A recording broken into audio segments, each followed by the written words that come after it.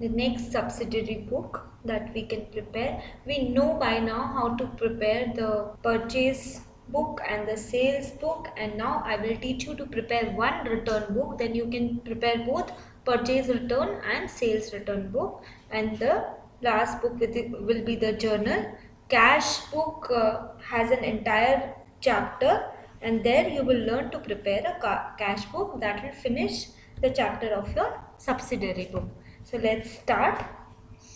2015, 6th April 2015. So I'll put the date first. 6th April. Goods returned by Ram. First of all, I have to write the name of the person who is returning me the goods. What is he returning? 2 chairs at the rate 600 each. So write 2 chairs at the rate 600 each. Okay. Let's trade discount at the rate 15%.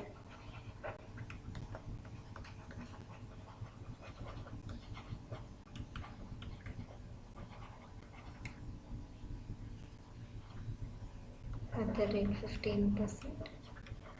That comes to 180. Bring the amount in the outer column.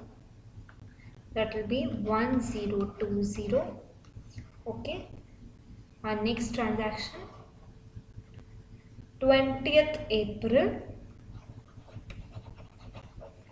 Sita Mills returned defective goods, amount rupees 300. So write here Sita Mills.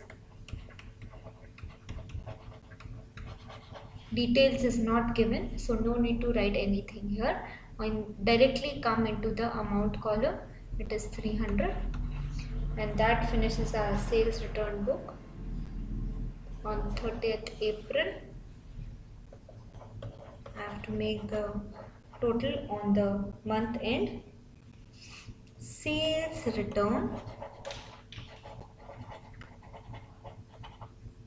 account. Sales return account is always debited because sales has a credit balance. So sales return will have a debit balance. Sales return account debit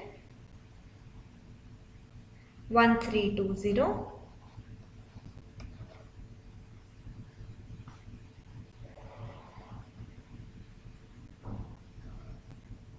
Had it been a purchase return book, after doing all the totaling, you will write purchase return account credit here.